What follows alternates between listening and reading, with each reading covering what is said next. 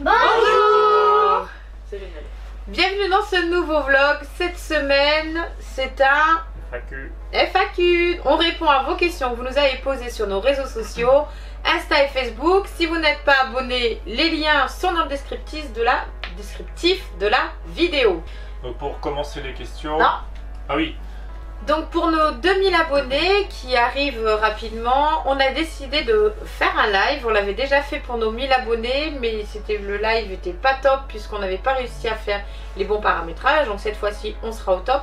Et les filles seront avec nous en live. Donc voilà, manquez pas ça aux 2000 abonnés.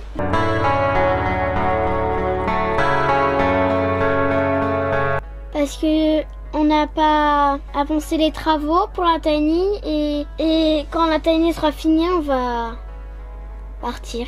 On n'est pas parti début septembre parce que les travaux n'ont pas avancé comme on pensait et on n'a toujours pas vendu le deuxième camping-car, le premier, et voilà. Donc nous ne sommes pas partis début septembre parce que en fait il y a eu plusieurs facteurs.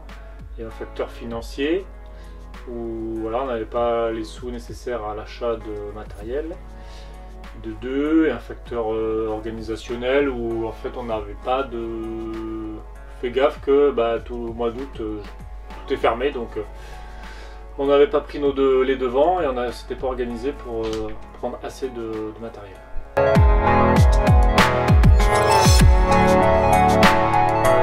Mais qui va les conduire, c'est papa ou c'est maman, peut-être. Moi, je sais pas choisir lequel. Il y en a plein. Soit un camion blanc, soit un grand camion, soit un petit camion. Mais il faut un grand camion. Oui, on va prendre un Iveco. Et papa, il va le conduire. Alors, véhicule, si je me trompe pas, Iveco. Qui va le conduire, papa. Et après, je peux pas vous en dire plus. Oui, donc on a bien focalisé sur un Iveco Daily.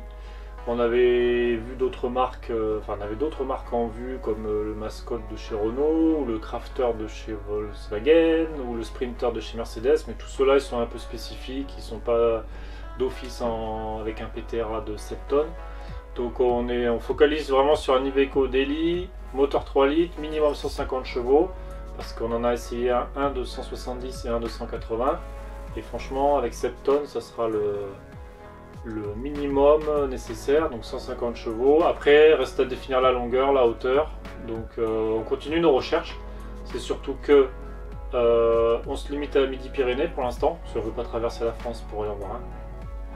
Et de deux, au niveau de la conduite, ça sera forcément moi avec la remorque, avec la Tiny en gros. Et ça pourrait être Sylvia si on prend un véhicule léger qui fait 3,5 tonnes max. Ça sera uniquement moi si c'est un petit poids lourd. Voilà. Alors, comme véhicule, Cédric aura un Iveco Daily 3 litres rouge jumelé, si je dis pas de bêtises, 150 chevaux minimum. Donc lui, il aura ça pour tracter la Tiny. Et moi, j'aurai l'Espace. Donc c'est notre voiture qu'on a depuis 5 ans à peu près. Et que je vais garder pour mettre les chiens et les enfants. Voilà.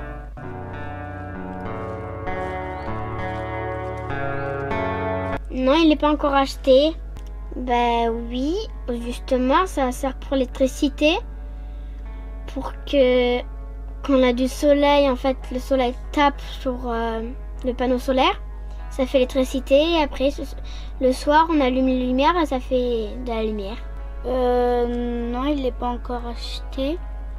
Et le système solaire, oui, il sert pour recharger toutes nos batteries pour la Tiny et pour avoir de l'électricité aussi. Le système solaire, je crois que ça sert à alimenter la Tiny en électricité et qu'on va mettre sur le fourgon. Il est toujours pas acheté. Donc le système solaire, on a eu des premiers échanges avec MyShop Solaire. Donc avec des devis assez importants. On sait ce qu'on veut. Après on attend de connaître les dimensions du véhicule pour savoir le nombre de panneaux solaires qu'on peut mettre sur le toit. Et en fonction de ça, on avisera, on prendra le bon régulateur, la bonne quantité de batterie. Il y a aussi des échanges en cours entre Jean et un fabricant Donc on attend de voir au niveau des tarifs qu'est-ce que ça peut donner. Et voilà, globalement, bon après moi sur savoir à quoi ça sert, je le sais forcément, mais voilà. Donc le système solaire n'est toujours pas acheté. On vient d'avoir donc plus de renseignements là avec Jean il y a 3 minutes et qui est beaucoup plus intéressante que My Shop Solaire. Donc du coup voilà, c'est à suivre. Ah oui, et sinon le système sert à alimenter la Tiny pour l'électricité.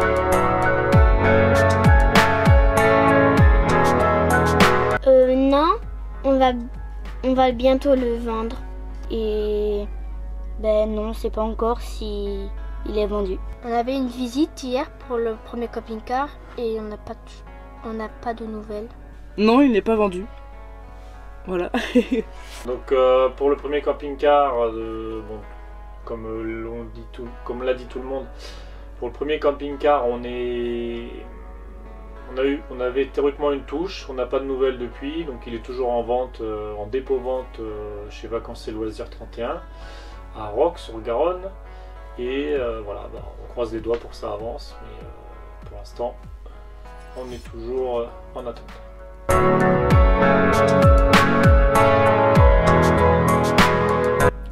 Oh ben ça, ben oui, moyen, parce que nous on a notre espace, les parents ont notre espace, c'est en bas, et nous on est 4, on est en haut, non, les 3, il y en a en haut et on peut jouer, et on peut ranger les affaires dans l'armoire, et aussi,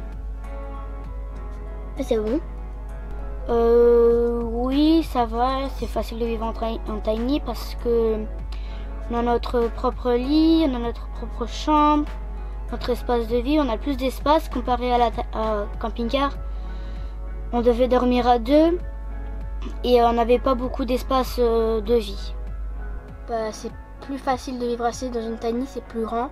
On a chacun notre espace de vie. Que dans le camping-car, on était tous sur les uns les autres, et là, c'est mieux.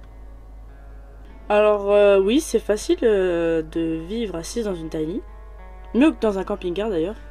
Dans un camping-car, c'est très petit. Ce n'est pas du tout espacé. Alors que dans la tiny, bah, on a notre coin à nous. Et puis, niveau espace, c'est beaucoup mieux. Donc vivre assise dans une tiny, c'est quand même plus simple. Enfin, au jour d'aujourd'hui, ça nous paraît plus simple que de vivre assise dans un camping-car.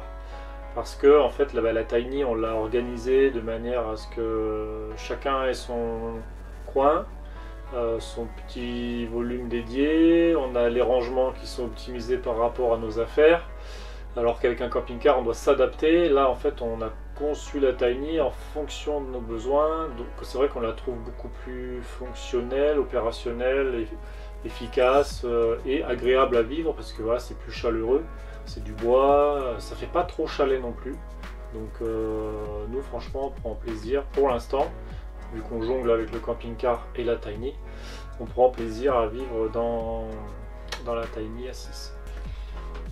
Oui, c'est même plus facile que dans un camping-car parce que chacun a son espace et on peut même se retrouver assis sans temps de pluie. On se marche pas les uns sur les autres. Donc oui, même si on n'y vit pas pour l'instant à 100%, on sait que nous on peut être en bas, les enfants à l'étage. Voilà, franchement il y a de l'espace. Donc oui, c'est facile de vivre en tiny à 6.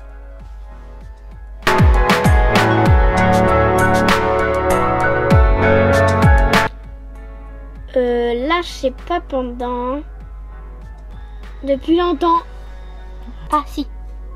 Depuis qu'on a vendu la maison, on a reçu le Louis, le petit. Et après, on a eu le grand. On a vécu 3 mois dans le petit camping-car. Et on va dire 1 an dans le grand. Ça fait 1 an et 3 mois. Donc on vit en camping-car depuis juin 2018.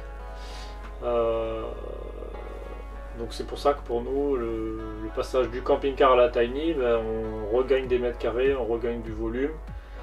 Ça sera pas tout à fait le même mode de vie, hein, parce qu'avec un camping-car, on peut bouger beaucoup plus facilement qu'avec une tiny, mais ça on le sait, on le savait. Donc c'est... Voilà. C'était quoi la question? Alors, on vit depuis 1 an et 3 mois en camping-car. Donc, ça fait 1 an et 3 mois que nous sommes nomades, on va dire. Ou semi-nomades, puisqu'on était posés sur notre terrain. Mais voilà, ça fait 1 an et 3 mois.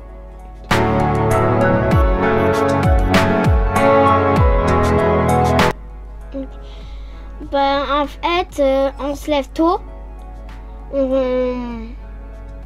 On déjeune, bien sûr. Il faut qu'on se coiffe, s'habille, on peut rester en pyjama aussi. Et on fait les devoirs avec maman. Oui, je suis contente. Oui, je suis contente pour faire l'école à la maison parce que ça va. Maman nous aide presque à...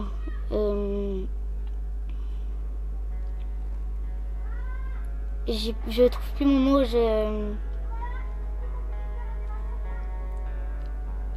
Maman elle nous aide beaucoup, ça va, elle nous donne des fiches pour nous aider à travailler, elle nous fait du français, des maths et des dictées des fois. Et oui, après ça va, l'école à la maison, j'aime bien. Bah c'est mieux, l'école à la maison c'est mieux que l'école normale parce que à l'école, ils t'apprenaient tout comme ça et t'avais pas de temps des fois pour réfléchir qu'à la maison, bah maman nous explique. Moi, comment je fais? Je fais des révisions pour le moment. Parce que je peux parler du coup du... parce que on vient de terminer mon dossier d'inscription pour le CNPR. Et donc je commencerai le programme que mi-octobre. Alors oui, je suis contente de faire l'école à la maison, même si c'est un peu difficile quand même, parce que étant donné qu'il n'y a pas d'encadrement, c'est un peu difficile de se concentrer, surtout quand on a des petites sœurs. Et comment je m'organise? Très bonne question, même moi je sais pas. J'essaye, pour le moment, pour mes révisions, de faire, on va dire 2 heures tous les 2 jours. Donc si on parle de la perception en tant que parent pour l'école, c'est vrai que pour l'instant on est dans un mode de test, on se cherche un peu, savoir si on le fait le matin, si on le fait l'après-midi, combien de temps on travaille exactement. On n'a pas démarré les programmes scolaires de manière précise, donc c'est un peu du tatillonnement et on sent qu'on arrivera à s'en sortir, mais voilà, on attend quand même de démarrer les programmes avec des supports. Pour l'instant, c'est de la révision en fait, on fait de la révision. Et de mon point de vue de maman par rapport aux filles, c'est moi l'instit en fait. Enfin, j'ai pris le rôle d'instit et je suis contente parce que ça me permet de voir où en sont mes enfants et ça me permet de leur apprendre comme moi j'aurais aimé qu'elles apprennent à l'école.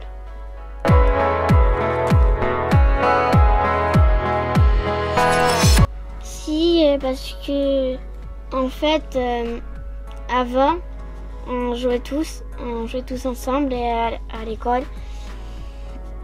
Et c'est pour ça que maintenant, mais heureusement j'ai une copine parce qu'elle s'appelle Juliane et je m'amuse avec elle, mais à l'école pas à la maison, mais à l'école, la vraie école. Du coup c'est pour ça que moi mes copines j'avais invité avec une invitation mais j'avais pas marqué mon prénom et du coup c'est pour ça que je suis triste de mes copines et de mes copains aussi. Si, un peu parce que Emma Monnier c'était la seule copine que j'aimais parce que on jouait bien ensemble, on s'amusait, on faisait jamais de disputes et je l'aimais bien. Je suis un peu triste mais après ça va parce que je garde contact avec eux. Et voilà. Ok.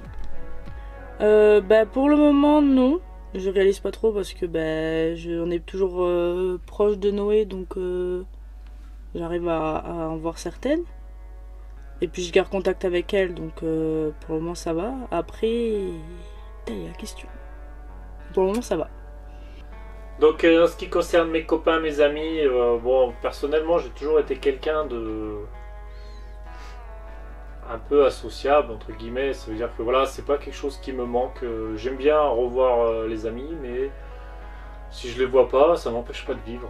Ouais, je suis comme ça, hein, je vais pas me changer. Mais je prendrai toujours plaisir à revoir des anciens collègues de travail, des amis de Noé ou d'autre part.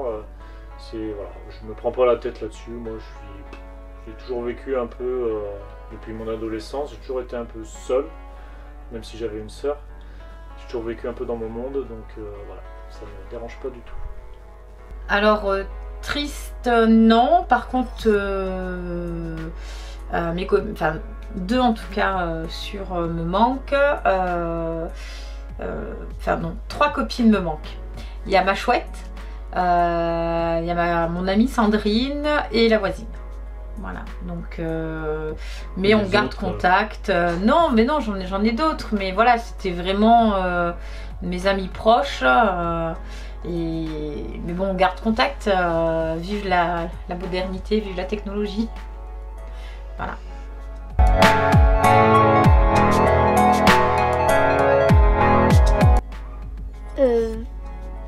Je sais pas. Oui, parce que on achète ce qu'on a besoin pour la tiny. On achète ce qu'on a besoin pour le matin, le midi, le 4 heures et le soir aussi. Et on pollue pas la planète. Par exemple, quand on voit des cigarettes, des trucs comme ça, on le ramasse. On prend un sac poubelle, on le ramasse, on le met à la poubelle.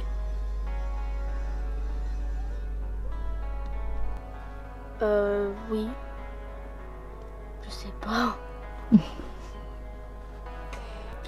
Alors pour moi oui, parce que déjà pour commencer, notre consommation d'eau elle a énormément diminué. Après on fait surtout aussi attention aux matériaux qu'on utilise pour la tiny. Et après je ne vois pas d'autres choses. C'est le premier truc qui me vient. Donc là j'ai 1 minute pour parler d'éco-responsabilité, c'est quasiment infaisable pour moi. Donc dans les grandes lignes, déjà je perds du temps à bafouiller. L'éco-responsabilité c'est un sujet qui est très vaste. Nous c'est sûr que en approche générale, on estime que c'est éco-responsable puisque on n'a pas... C'est un autre mode de vie, on vise le minimalisme, on consomme moins, différemment, plus intelligemment, on essaye pour certaines choses de les conserver plus longtemps, pour les choses indispensables de les acheter, se poser des questions pendant les achats, se dire est-ce que c'est vraiment utile finalement, est-ce qu'on peut s'en passer ou pas. Donc c'est une approche qui est plus globale et bon, on pourrait en débattre. Je pense que si ça vous intéresse, on pourrait faire une vidéo uniquement dédiée à ce sujet-là, et puis peut-être même un live, ça serait plus intéressant, un live je pense, de répondre en direct à vos questions, parce que là la minute est déjà écoulée, donc voilà, je vous laisse dans les commentaires dire si ça vous intéresserait d'en parler sur un live. Alors, à pas confondre éco-responsable, écologie, voilà. Oui, il l'est. Il est dans le sens où c'est quelque chose vraiment qui nous tient à cœur, en tout cas moi particulièrement. Je sais que c'est un peu moi qui pousse peut-être la famille dans ce sens-là avec Cédric. Mais voilà, moi c'est quelque chose vraiment... je pourrais en parler des heures d'ailleurs, parce que c'est une démarche que j'avais fait déjà bien avant. Au niveau du ménage par exemple, ça fait 8 ans voire 9 ans que je fais le ménage à l'eau avec uniquement des chamettes, vous appelez ça peut-être des chiffons, voilà, qui viennent de France, qui sont fabriqués dans le nord de la France d'ailleurs. Voilà, donc oui, dans tous les matériaux qu'on a utilisés pour la tiny, on a fait attention et on fera de plus en plus attention dans nos achats, ce qu'on fait déjà d'ailleurs.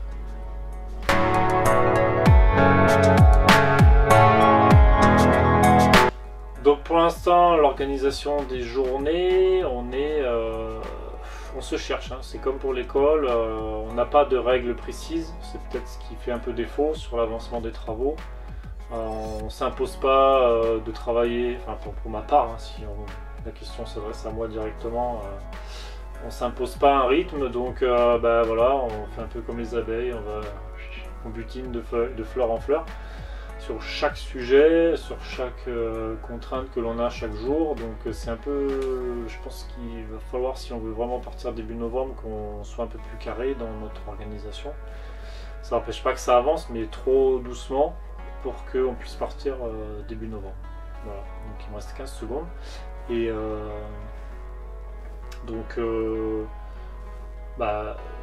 pour ma part, moi c'est les travaux, je m'occupe un petit peu des devoirs des filles.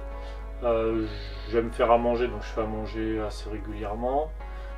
Puis après le reste, voilà, on est 6, hein, donc tout le monde doit participer. On a un planning qui est en place avec les enfants, donc c'est un peu difficile de le faire respecter, mais ça marche quand même, on va dire.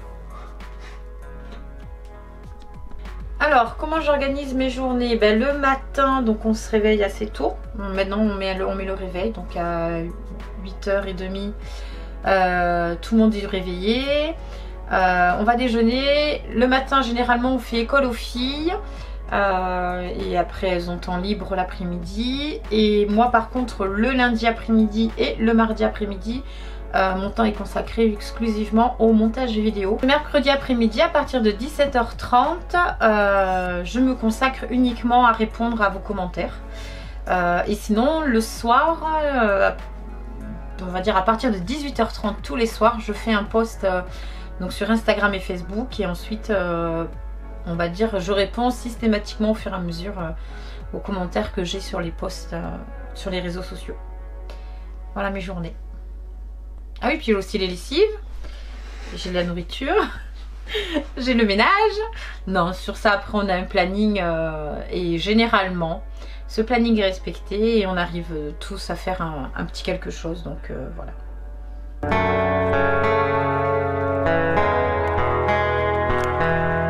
Oui. Oui. Pire. Voire pire. Hein, Pire. On atténue les... On fait attention. Ouais. Fais attention, on Notre atténue. image. Voilà, on va y aller doucement avec vous. Pour le moment, Après, plus vous allez nous connaître et plus vous allez voir qu'on est une famille assez déjantée. Sur ce, on vous dit à la semaine prochaine. Portez-vous bien. Bye bye. Ciao. Et toi, Jouk, comment organises-tu tes journées? Oh, ouais, je me réveille de la sieste, alors me fais pas caguer. Pépère.